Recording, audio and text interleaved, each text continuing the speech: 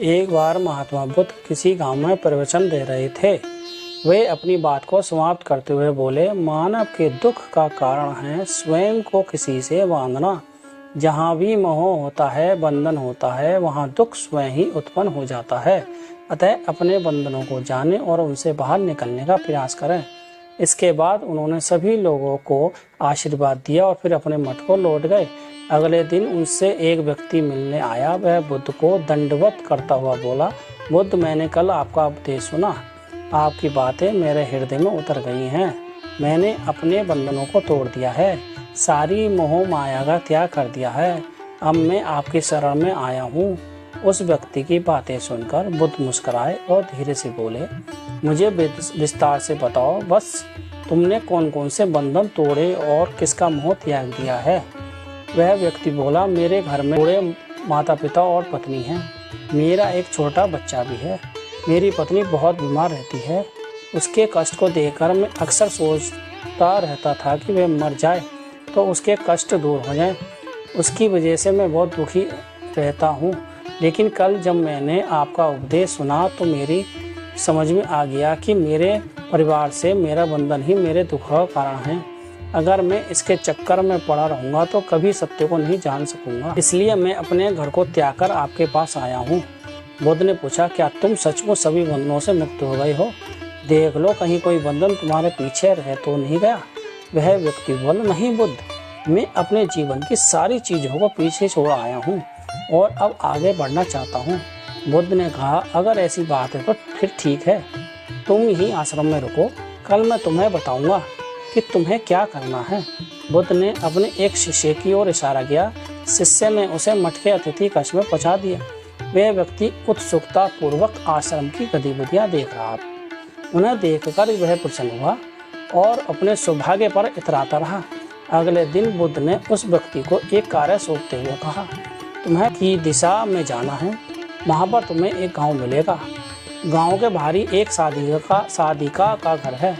वह तुम्हें कोई वस्तु देगी, उसे लेकर तुम्हें वापस मेरे पास आना है। वह व्यक्ति पूर्व की दिशा की ओर चल पड़ा। गर्मी का मौसम था। कुछ ही देर में वह पसीने से तरबतर हो गया। उसे प्यास भी सताने लगी। वह सोचने लगा कि अगर इस समय मैं अपने घर पर होता तो इस तरह गर्मी में पसीना नहीं बहाना पड़ता। कुछ दूर और चलने पर उसे भूख भी सताने लगी, पर वह एक सुनसान और बंजर रास्ता था। आसपास ना तो कोई पेड़ था, ना ही पोखर तालाब। वह पुनः सोचने लगा कि अगर मैं इस समय अपने घर पर होता तो अपनी पत्नी के हाथ का बना स्वादिष्ट भोजन कर रहा होता। पता नहीं क्यों बुद्ध ने मुझे गर्मी में इतने दूर भेज दिया। काफ़ी देर तक चलने के बाद वह व्यक्ति गांव में पहुंचा। गांव के बाहरी एक घर बना हुआ था। उसने दरवाजे के पार पहुंचकर उसे धीरे से खटखटाया। दरवाजे को एक साधिका ने खोला। उसके चेहरे पर एक अद्भुत तेज था। वह व्यक्ति उसे देखकर मंत्र मुग्ध हो गया।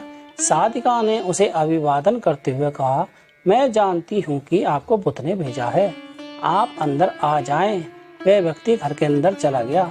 साधिका के कहने पर उसने पानी से हाथ मुंह धोया और एक चटाई पर बैठ गया। साधिका ने उसके सामने भोजन की थाली रख दी। वह जल्दी जल्दी भोजन करने लगा। अचानक उस व्यक्ति की नज़र साधिका के पैरों पर पड़ी। उसके पैर बहुत सुंदर थे। वह उन्हें देखता ही रह गया। तभी साधिका ने उसका ध्यान भंग किया। वह बोली, जिस व्यक्ति को बुद्ध के चरणों में स्थान मिल जाता है फिर उसे किसी अन्य के चरणों की आवश्यकता नहीं पड़ती। साधिका की बात सुनकर वह व्यक्ति लज्जित हो गया और नजरें नीची करके चुपचाप भोजन करने लगा। भोजन करने के बाद साधिका ने कहा, आप बहुत दूर से आए हैं, थक गए होंगे, यहीं चटाई पर लेट जाएं, मैं पंखा कर दूंगी। वह व्यक्ति बहुत थका हुआ था। वह चटाई पर लेट गया और अपनी आंखें बंद कर ली। साधिका उसे पंखा करने लगी, पर लेटने के बाद भी उस व्यक्ति को चैन नहीं आया। उसने धीरे से अपनी पलकों को खोला और चोर नजरों से राधिका को देखने लगा। वह सोचने लगा, यह स्त्री कितनी सुंदर है, इसकी वाणी कितनी मोहक है। अगर ये मेरी पत्नी होती तो मेरा जीवन स्वर्ग बन जाता।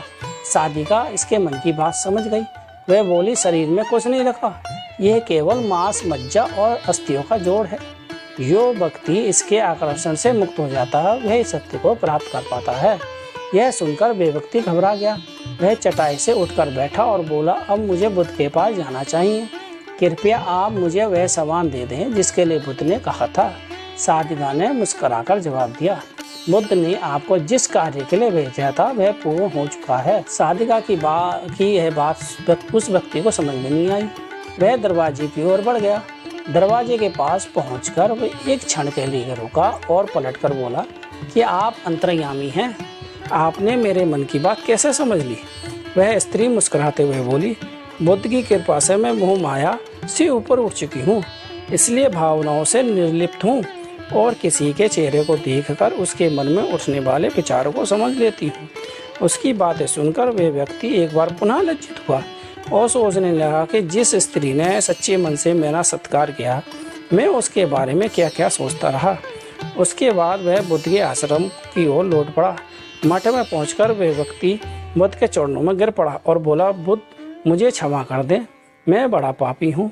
उसकी बात सुनकर बुद्ध मुस्कुराए और बोले, मैंने तुम्हें साधिका के पास इसलिए भेजा था ताकि तुम अपने आप को देख सको।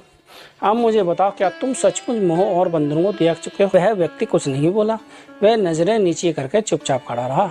बुद्ध ने कहा, बाहरी बंधन और मोह को त्यागने से हम बंधन मुक्त नहीं होते। दरअसल बंधन और मोह हमारे भीतर होता है। तुम्हारे परिवार को छोड़ दिया और सोचा कि मैं बंधन मुक्त हो गया, लेकिन जैसे ही तुम्हें अवसर मिला तुम्हारे भीतर का मोह जाग उठा और इसी वजह से तुम आज अपने आप को पापी समझ रहे हो। मुझे क्षमा करते हैं बुद्ध। उस व्यक्ति ने हाथ जोड़ दिए। फिर वह धीरे से बोला, आप सही कह रहे हैं, मैं केवल अपनी पत्नी से पूछा छुड़ाना चाहता था। वह बहुत बीमार रहती थी। 1 वर्ष से हमारे बीच संबंध भी नहीं बन पाए।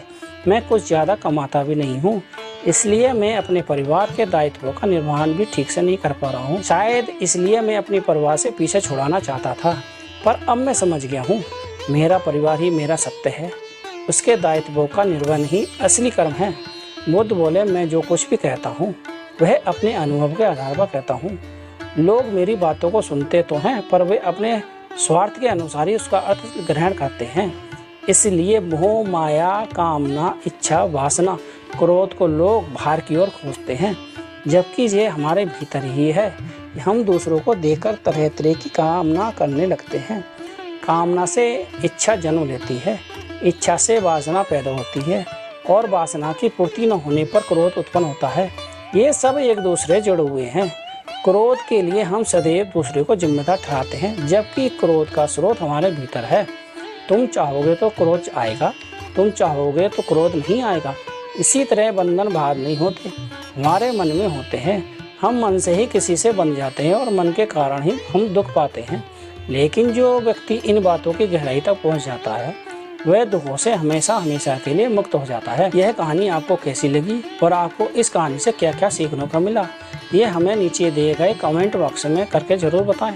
साथ ही अगर आपको ये कहानी पसंद आई हो तो अपने दोस्तों के साथ इसे ज़रूर शेयर कीजिए और हमारे चैनल को सब्सक्राइब कीजिए। धन्यवाद।